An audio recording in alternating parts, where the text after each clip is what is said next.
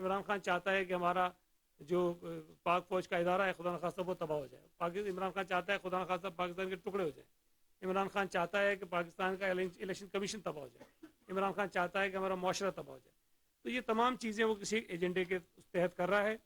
اور یہ ایک بڑی اچھی بات ہے کہ ہم نے پھر دوبارہ قانون کا راستہ اختیار کیا اور پاکستان پیپلز پارٹی نے عمران خان کو اپنے اس بے بنیاد الزام کی بنیاد پر لیگل نوٹس بھیجا ہے.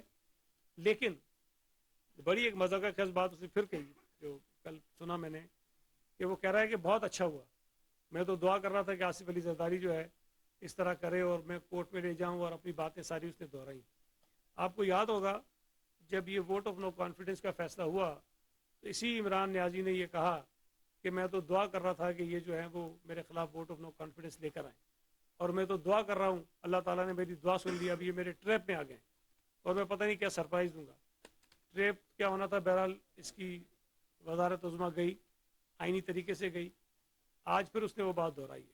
مجھے تو حیرت ہوتی ہے کہ وہ کہتا ہے کہ آصف علی زرداری صاحب کی کیا ساکھ ہے, اور وہ آئیں گے تو میں یہ پوچھوں گا میں یہ پوچھوں گا. تو بھائی جب تو جائے گا عدالت میں, بلکہ ابھی بھی ایک کورٹ کیس میں چل رہا ہے, باقی تو تو پوچھے گا نا تو نے قتل کتنے کیے, تو نے کرپشن کتنی کی. تیرے سے تو ایک سوال پوچھ رہے ہیں, تیرے بچے کتنے, یہ بتا دے. صرف یہ بتا دو کہ تمہارے بچے کتنے, یہ دو ہیں جن کو تم اون کرتے ہو, اس کے علاوہ بھی کئی اور ہیں, اور کس کس ملکوں میں ہیں. جو آدمی مورلی کرپٹ ہو, یہ تو بہت دنیا جانتی ہے کہ اس کا جو کریکٹر ہے وہ کیا ہے. فائنینشلی کرپشن اس کی سامنے آ گئی ہے وزیر اعظم بننے کے بعد, اور یہ بات بھی سب کے سامنے ہے کہ عمران خان جب وزیر اعظم بنا اور اس کے اگلے 4 مہینوں میں اس کے اثاثوں میں 5800% اضافہ ہوا. یہ شاید ہی پاکستان کی تاریخ میں کسی شخص کے, کسی وزیر اعظم کے اتنی تیزی سے اثاثے بڑھے ہوں. عمران خان کے اثاثے بڑھے تھے. ہم نے اس وقت بھی سوال اٹھایا تھا کہ ان اثاثوں میں اضافہ کیسے ہوا, تب یہ توشہ خانے کا ڈھاکہ جو ہے سامنے نہیں آیا تھا.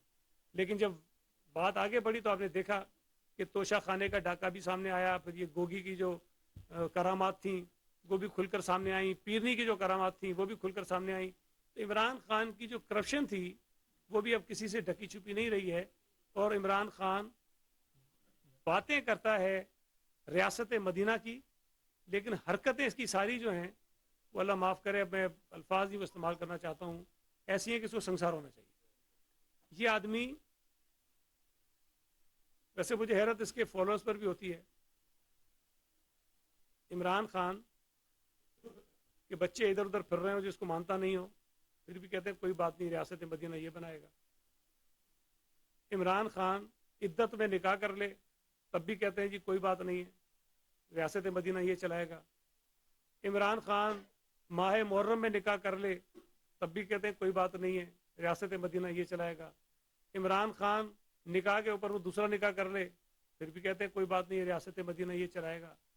مطلب ایک آدمی اتنا کریکٹر لیس ہو, جس آدمی کو میں پہلے بھی کہہ چکا ہوں, اگر آپ لوگوں کے پاس کبھی کوئی اسلام آباد میں آپ رہتے ہو شاید آپ کو ہو, آپ کے پاس کوئی ویڈیو عید کی نماز پڑھتے ہوئے وزیر اعظم کی, صدر کی, چیف منسٹرز کی, گورنرز کی ویڈیوز آتی ہیں عید کے دن کہ یہاں نماز پڑھی. اس کی ایک میں نے دیکھی تھی, ایک, اور وہ بھی شاید دوپہر میں 12 بجے شاید بھی آئی تھی کہ یہاں سے نماز پڑھی, نیند سے اٹھا کسی نے کہا نماز پڑھو عید کا دن, پہلی دفعہ کہ وزیر اعظم بنا پہلی نماز. اس سے پہلے عید کی نماز نے پڑھی تھی طاہر القادری صاحب کے ساتھ دھرنے میں, شاید وہ بھی غلط پڑھی تھی. نماز جنازہ اس کی کبھی پڑھتے ہوئے دیکھی آپ نے کسی کی؟ ایک پڑھی تھی غائبانہ ارشد شریف کی, وہ بھی غلط پڑھی تھی. جس آدمی کو, ہم بھی گنہگار لوگ ہیں, جس آدمی کو نماز نہ پڑھنے آتی ہو, جس آدمی کی کوئی ایسی شواہد موجود نہ ہو کہ اس نے عید کی نمازیں بھی پڑھی ہے کہ نہیں پڑھی ہیں, وہ آدمی ریاست مدینہ ہے, اس کے فالو کہتے ہیں بلے بلے یہ بنائے گا. باقی چیزیں میں آپ کو بتا چکا ہوں. تو عمران خان ایک انتہائی بد کردار آدمی ہے, جھوٹا آدمی ہے, منافق آدمی ہے, اور عمران خان ایک فتنہ ہے جو اس ملک کو نقصان پہنچانا چاہتا ہے. اور پھر اس فتنے سے کئی فتنے پیدا ہوئے. شیخ رشید, جس کو یہاں عام طور پہ پنڈی کا شیطان کہتے ہیں آپ کے یہاں, اور پتہ نہیں وہ جو کون سا ہے وہ یہاں ایک نالا جو ہے, نالا لئی کیا بولتے ہیں, نالا لئی, نالا لئی, ہاں, یہ شاید اسی کی کہیں کی پیداوار ہے. وہ بھی ایک بدکردار آدمی ہے, گرفتار ہوا ہے تو اس کی آپ لینگویج دیکھیں گے وہ کیا ہے. بھائی اگر تم یہ سمجھتے ہو کہ تمہارے ساتھ زیادتی ہوئی ہے تو عدالتیں جتنی جلدی ریلیف پی ٹی آئی کے لوگوں کو دے رہی ہے تو آپ کو تو پریشانی نہیں ہونا چاہیے.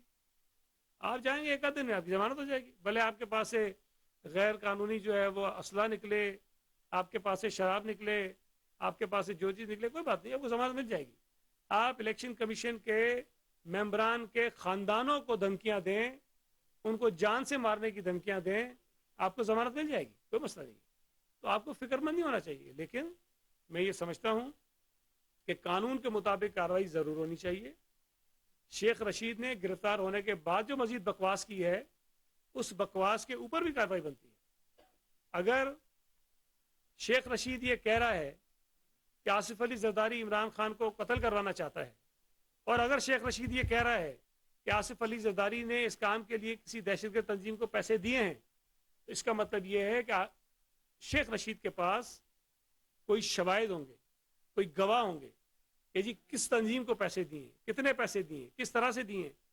اگر وہ چیز پوچھنے کے لیے کوئی آپ کے خلاف ایف آئی آر کٹی ہے اور ایک سنگین الزام ہے ایک سابق صدر پاکستان پر, ایک پارٹی کے سربراہ پر, آپ کسی کو قتل کرنے کا الزام لگا رہے ہیں, جھوٹا الزام لگا رہے ہیں, اور آپ کہہ رہے ہیں ہم سے کوئی نہ پوچھے, تو میں یہ سمجھتا ہوں کہ بالکل قانون کے مطابق اس کی گرفتاری ہوئی ہے. میں تو یہ کہوں گا کہ شیخ رشید کے اور بھی جو کرتوت اور دندے ہیں اس پر بھی اس کے خلاف کارروائی ہونی چاہیے. بلکہ آپ لوگ کبھی یار حریم شاہ کا کوئی انٹرویو کر لو, ایک آدھا کوئی پوچھ لو اس سے, اس کی موبائل فون کے یاد کر لو, شاید اس میں سے کوئی چیزیں آپ کی مل جائیں جو یہ ریاست مدینہ کے یہاں نام نہاد دعوے دار بنتے پھر رہے ہیں.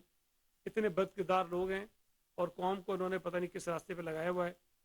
میں یہ مطالبہ کرتا ہوں کہ شیخ رشید کے خلاف بھی سخت ترین کارروائی ہونی چاہیے, اور عمران خان بھی عدالت میں آئے اور عدالت میں آ کر یہ ثابت کرے کہ جو الزام آصف علی زرداری کے اوپر اس نے لگایا ہے اس کے پاس کیا شواہد ہیں. صرف اور صرف جو میری رائے ہے, سمجھتے ہیں کہ آصف علی زرداری جو کچھ عرصہ پہلے عمران خان کی بندوق کے نشانے پر تھا, تب آصف علی زرداری اس کی بندوق کے نشانے پہ تھا.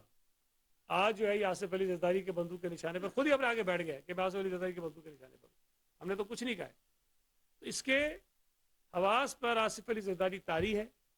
اس کو یہ پتا ہے کہ اس کی حکومت کے خلاف عدم اعتماد کی تحریک جو کامیاب ہوئی ہے اس میں پاکستان پیپلز پارٹی, آصف علی زرداری اور چیئرمین بلال بھٹو زرداری کا ایک مرکزی کردار ہے, اور انہوں نے تمام جماعتوں کو اکٹھا کیا اور عمران خان کی ناجائز وزارت عظمیٰ کے دور کو ختم کیا.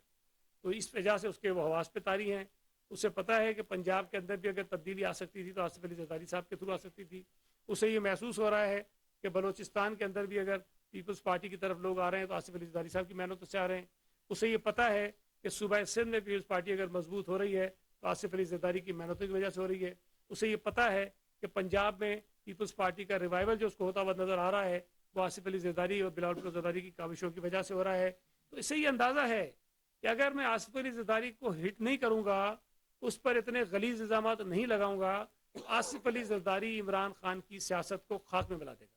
یہی وجوہات ہیں جس کی بنا پر وہ ساری بدتمیزیاں بےہودگیاں بچا رہے ہیں. بہت شکریہ. جی جی جی سر.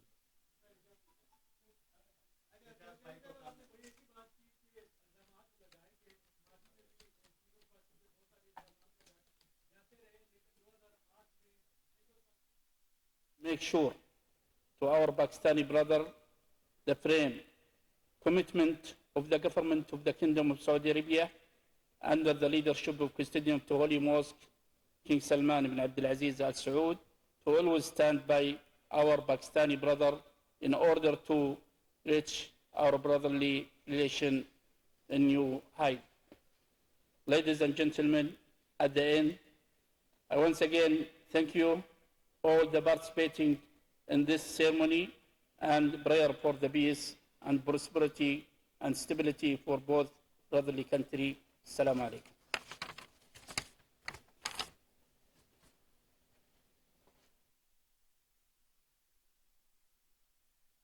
معیشت میں بعد میں آتا ہوں, پہلے ادھر آپ کی جو پولیٹیکل وکٹمائزیشن کی آپ نے بات کی ادھر آ جاؤں. میں آج بھی یہ سمجھتا ہوں ایز اے پولیٹیکل ورکر کہ سیاسی انتقامی کارروائیاں بالکل بھی نہیں ہونی چاہیے, پیپلز پارٹی نے اگر ماضی میں یہ دعویٰ کیا تو ہم نے اس کو ثابت بھی کیا، لیکن اس کا مطلب یہ تو نہیں ہے کہ کوئی بھی شخص قانون اپنے ہاتھ میں لے لے اور آپ اس کو کہیں کہ نہیں ہم اس سے نہیں پوچھیں گے. آپ اس الزام کی ذرا سنجیدگی اور نوعیت کا تو اندازہ لگائیں نا. اگر خدا نہ کرے اس نالائق بزدل سلیکٹڈ سابق وزیر اعظم کو کچھ ہو جائے تو یہ سیدھا الزام ہماری قیادت کے اوپر آ جائے گا. اس لیے یہ بہت ضروری ہے کہ یہ جو جھوٹا الزام اس آدمی نے لگایا ہے اس کی تحقیقات ہونی چاہیے اور قوم کو پتہ چلے کہ وہ جھوٹ بول رہا ہے. اور اگر کوئی اور آدمی اس کے اس الزام کو شہادتیں فراہم کر رہا ہے، گواہیاں دے رہا ہے کہ یہ کر دیا ہے، تو اس سے بھی پوچھا جانا چاہیے کہ وہ کس بنیاد پر یہ الزام لگا رہا ہے. اس کو الزام کو جھوٹا ثابت کرنا ہمارے لیے بہت ضروری ہے اور یہ پاکستانی قوم کے لیے بڑا ضروری ہے کہ کام ہو. اس کو آپ پولیٹیکل وکٹمائزیشن نہیں کہہ سکتے ہیں. اگر تو سیاسی انتقامی کارروائی کرنی ہوتی تو انہوں نے پتہ نہیں کیا کیا بکواس یہ کرتے رہے ہیں، جھوٹے الزام لگاتے رہے ہیں. ہم نے سارے الزام برداشت کیے، لیکن میرا یہ خیال ہے کہ اس الزام کو اس طرح ہم بالکل سرسری طور پر اگنور نہیں کر سکتے، اس کو سنجیدہ لینے کی ضرورت ہے. دوسری جو آپ نے آئی ایم ایف کی بات کی، معیشت کی بات کی ہے، دیکھیں معیشت کو سب جانتے ہیں کہ اس نہج پہ پہنچانے والی پی ٹی آئی ہے اور عمران خان ہے. عمران خان کے اپنے دور حکومت میں معیشت کا جنازہ نکلنا شروع ہو گیا تھا. جتنے قرضے عمران خان کی حکومت نے 3.5 برسوں میں لیے اتنے قرضے Peoples Party P M L N کی حکومت کے 10 سالوں میں بھی نہیں لیے تھے. اس سے زیادہ قرضہ انہوں نے لیا تھا. اور آئی ایم ایف کے پاس جا کر جو معاہدہ سخت شرائط پہ ہوا تھا وہ پی ٹی آئی نے کیا تھا، اور پی ٹی آئی نے ان شرائط پر عمل درآمد بھی شروع کر دیا تھا. اور وہ اسٹیٹمنٹ ان کے ریکارڈ پر ہیں، شوکت ترین کے بھی، عمران خان کے بھی، کہ جی وہ سخت اقدامات کیوں کر رہے ہیں. اگر وہ بیانات آپ چلا لیں آج کے دنوں میں تو آپ کو لگے گا کہ عمران خان اور شوکت ترین آج کی حکومت کے اقدامات کو ڈیفینڈ کرتے ہوئے آپ کو نظر آئیں گے. لیکن عمران خان کو جب یقین ہوا کہ اس کی حکومت جا رہی ہے تو اس نے اس ملک کو مصیبت میں دھکیلنے کے لیے معیشت کو برباد کرنے کے لیے آئی ایم ایف کے اس معاہدے کی خلاف ورزی کی تاکہ پاکستان اور مشکل میں آ جائے. اور اس کے جو خمیازہ ہے وہ ہم اور آپ اس وقت سب بھگت رہے ہیں. اس وقت یقیناً ملک میں بہت زیادہ مہنگائی ہے، اس میں کوئی دوسری رائے نہیں ہے. اس ملک کے عام لوگ، غریب لوگ، ایون جو مڈل کلاس کے لوگ ہیں وہ بہت مشکلات کا شکار ہیں، اس میں کوئی دوسری رائے نہیں ہے. لیکن اگر یہ حکومت آئی ایم ایف کے ساتھ معاہدے میں نہیں جاتی تو ہماری معیشت کو جو سپورٹ اس وقت درکار ہے ہم شاید وہ سپورٹ نہیں لے سکیں گے. آئی ایم ایف کے ساتھ معاہدہ کرنے کے بعد یقینی طور پر کچھ مزید مشکلات ہمارے شہریوں کے اوپر آئیں گی، لوگوں پر آئیں گی، لیکن اس سے ہوگا یہ کہ ہماری معیشت کو سنبھالا ملے گا اور آگے جو ہے ان دا لانگ رن جا کر اس کے جو تھوڑے بہت جو ہمارے پر پریشرز ہوں گے وہ کم ہونا شروع ہو جائیں گے اور معیشت میں کچھ بہتری کے امکانات آ جائیں گے. جی اجاز بھائی خالد بھائی.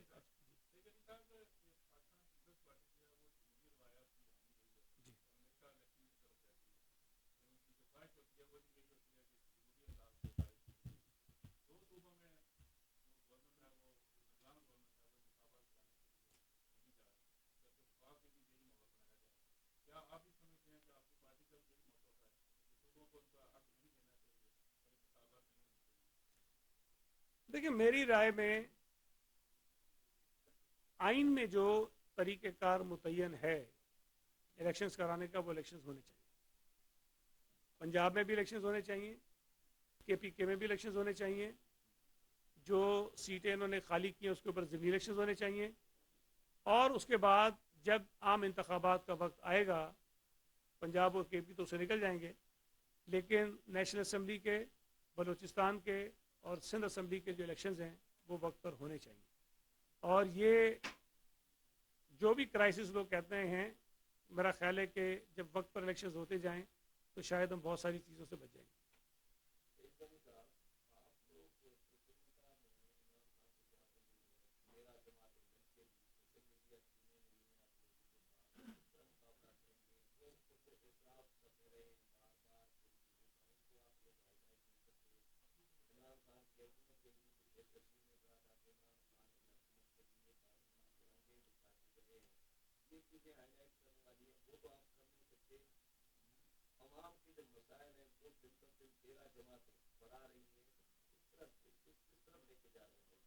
دیکھیں پہلی بات جو آپ نے کہی کہ عمران خان کے پروپیگنڈے کا جواب نہیں دے سکتے، میرا خیال ہے کہ اس کو میں اس طرح کہوں گا کہ عمران خان جتنی بے شرمی سے، ڈٹائی سے، بے حیائی سے جھوٹ بولتا ہے، اتنا جھوٹ بولنے کے لیے آپ کو بھی اتنا ہی بے شرم ہونا چاہیے، بے حیا ہونا چاہیے، ڈھیٹ ہونا چاہیے جتنا عمران خان ہے۔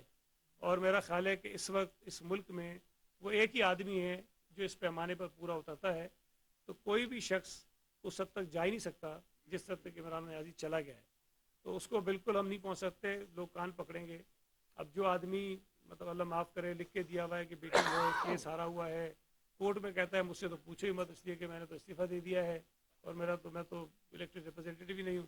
تو اس قسم کی چیزیں جو آدمی کر سکتا ہو، ساری زندگی جس نے کس گند میں گزاری ہو، اب ٹوٹلی اس کے الٹ آ کے وہ باتیں کرتا ہو، تو اس کا تو کوئی مقابلہ ہم واقعی نہیں کر سکتے ہیں۔ لیکن ہم جو حقائق ہیں وہ لوگوں کے سامنے رکھتے ہیں، لیکن بدنصیبی کی بات یہ ہے کہ آج کل سوشل میڈیا پہ اور خاص طور پر الیکٹرانکس چینلز پہ بھی یہ جھوٹ بدتمیزی جو ہے وہ زیادہ اچھل جاتا ہے اور حقائق جو ہے وہ پیچھے رہ جاتے ہیں۔ لیکن میں یہ سمجھتا ہوں کہ اس ملک کے لوگوں کی اکثریت جو ہے وہ اس بات کو محسوس کرتی ہے کہ عمران خان کا جو راستہ ہے وہ اس ملک کو تباہی کی طرف لے کے جا رہا ہے، اور یہ میں ہمیشہ کہتا ہوں کہ عمران خان کی جماعت کو ٹھیک ہے سپورٹ ضرور حاصل ہے، لیکن جو یہ کہتے ہیں کہ جی اس کی ویو ہے، اس کی مقبولیت، ایسا نہیں ہے۔ ابھی کراچی میں، حیدرآباد میں جو شہری علاقے ہیں وہاں الیکشن ہوئے ہیں، آپ نے دیکھ لیا کہ پی ٹی آئی وہاں کہاں کھڑی ہے، تو مقبولیت ان کی کوئی اتنی خاص نہیں ہے۔ لیکن یہ کہ جو ہوا اس نے بنایا ہوا ہے 24 گھنٹے ٹی وی پہ بیٹھ کے، کیمرے کے سامنے بیٹھ کے جو پریس کانفرنس کرتا ہے بجائے صحافیوں کے سامنے بیٹھ کے کرنے سے، اس کا علاج کسی کے پاس نہیں ہے۔ جی جی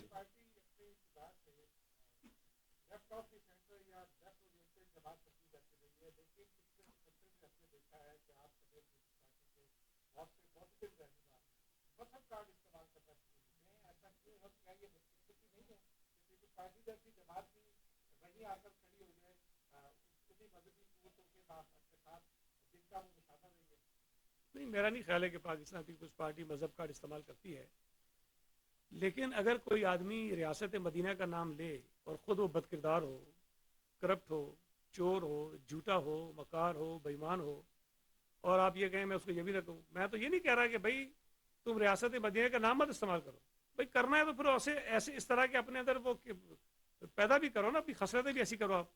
تو یہ میرا نہیں خیال ہے کہ مذہب کارڈ ہے، لیکن جن لوگوں کو وہ گمراہ کرنا چاہتا ہے ریاست مدینہ کا نام لے کر، اگر ہم ان کو یہ بتاتے ہیں کہ بھئی عمران خان اصل کردار تو اس کا یہ ہے، نہ اس کو نماز پڑھنے آتی ہے، نہ وہ ایک ہی نماز پڑھتا ہے، نہ وہ پتہ نہیں کسی طرح سے وہ مذہب کو فالو کرتا ہے، تو ویسے وہ کہے کہ بھئی ٹھیک ہے میں ایک سیاسی جماعت کا سربراہ ہوں، میں ریفارمز لے کر آؤں گا، میں یہ ٹھیک کروں گا، میں وہ ٹھیک کروں گا، سارا دن نام لیتا ہے نبی کریم صلی اللہ علیہ وسلم کے، حرکتیں اس کی جو ہیں وہ پتہ نہیں کس قسم کی ہیں، تو یہ نہیں مذہب کارڈ ہے۔ یہ میں سمجھتا ہوں کہ ہم لوگوں کو حقائق بتانے کی کوشش کرتے ہیں، ایک طرف سولنگی صاحب کہتے ہیں کہ آپ اس کو پروپیگنڈے کا مقابلہ نہیں کر رہے ہو، دوسری طرف اگر آپ صحیح بتاتے ہیں تو آپ کہتے ہیں کہ یہ بھی آپ غلط کرتے ہو، تو میرا خیال ہے کہیں تو ہمیں تھوڑا سا ایڈجسٹ ہونے دیں۔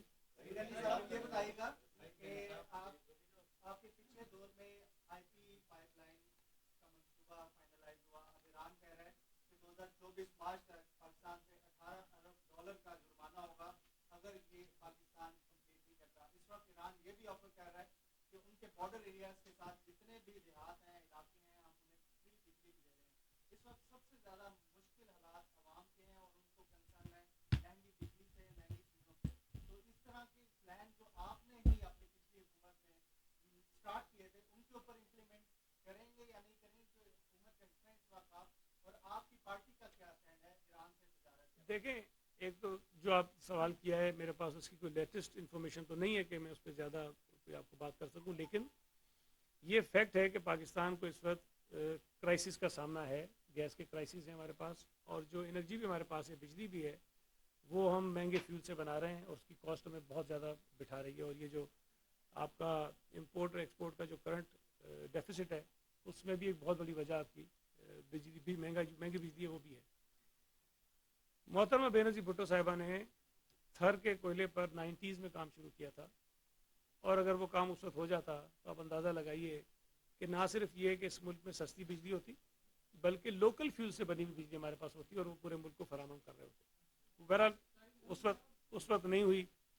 फिर अभी जब हमने शुरू भी किया हमारी 2008 से 13 की हुकूमत में थरकोल पे काम, और अभी हमने काफ़ी सारी वहाँ बिजली के प्लांट्स लगा लिए हैं, बिजली आ भी रही है, विंड एनर्जी भी हमारे यहाँ आ रही है सुबह सिंध से, तो तकरीबन कोई 5-6 हज़ार मेगावाट के करीब हम लोकल फ्यूल से जनरेट की हुई